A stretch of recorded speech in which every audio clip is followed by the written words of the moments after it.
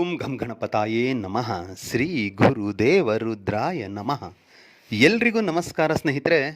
ನಾನು ನಿಮ್ಮ ಪ್ರಕಾಶ್. ಸ್ನೇಹಿತರೆ, ಇಂದು ನಾನು ನಿಮಗೆ ಅತ್ಯಂತ ಪ್ರಭಾವಶಾಲಿ ವಶೀಕರಣ ಯಂತ್ರ ತೊಗೊಂಡು ಬಂದಿದ್ದೀನಿ.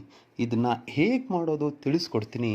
ಅದಕ್ಕೂ ಮುಂಚೆ ನನ್ನ ಚಾನಲ್ನ ಸಬ್ಸ್ಕ್ರೈಬ್ ಮಾಡಿಲ್ಲ ಅಂದರೆ ಸಬ್ಸ್ಕ್ರೈಬ್ ಮಾಡಿ, ಲೈಕ್ ಮಾಡಿ, ಶೇರ್ ಮಾಡಿ, ಹಾಗೆ ಬೆಲ್ ಐಕಾನ್ ಬಟನ್ ಪ್ರೆಸ್ ಮಾಡೋದನ್ನ ಮರಿಬೇಡಿ.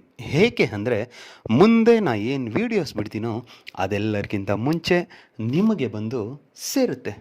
ಸ್ನೇಹಿತರೆ, ಬನ್ನಿ ಇದರ ವಿಧಿ ವಿಧಾನ ತಿಳ್ಕೊಳ್ಳೋಣ.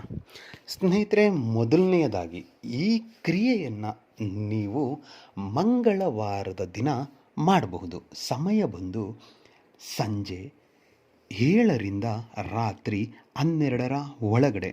ಈ ಕ್ರಿಯೆನ ಮಾಡೋದಕ್ಕೆ ನಿಮಗೆ ಒಂದು ಬಿಳಿಯ ಹಾಳೆ ಬೇಕಾಗುತ್ತೆ, ಮತ್ತು ಅವರ ಫೋಟೋ ಬೇಕಾಗುತ್ತೆ, ಒಂದು ಪೆನ್ ಬೇಕಾಗುತ್ತೆ.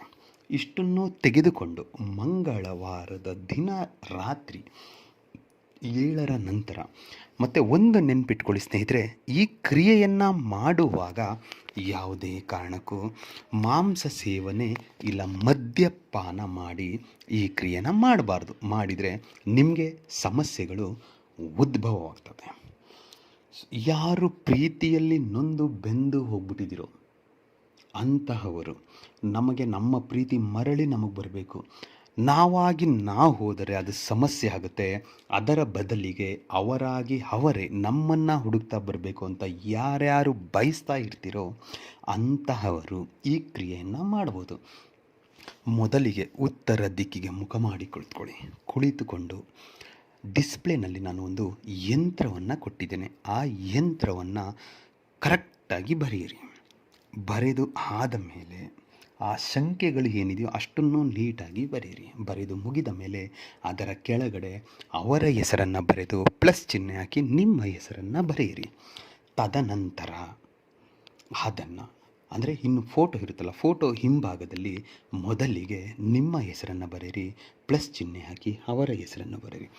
ಬರೆದು ಆದ ಮೇಲೆ ದೇವರಲ್ಲಿ ಬೇಡಿಕೊಳ್ತಾ, ಈ ಕ್ರಿಯೆ ಮಾಡ್ತಾಯಿದ್ದೀನಿ, ಇದು ಒಳ್ಳೆಯದಾಗಲಿ ಅಂತ ಅಂದ್ಕೊಳ್ತಾ ಅದನ್ನು ರಾತ್ರಿ ಎದ್ದುಬಿಡಿ. ಸಾಕು, ಬರೆದ ಆದಮೇಲೆ ಎದ್ದುಬಿಡಿ. ಎದ್ದು ಮಲ್ಕೊಳ್ಳಿ. ಮಲ್ಕೊಳ್ಳುವಾಗ ನಿಮ್ಮ ತಲೆಯ ದಿಂಬಿನ ಹತ್ರ ಇಟ್ಟು ಅದನ್ನು ಮಲ್ಕೊಳ್ಳಿ.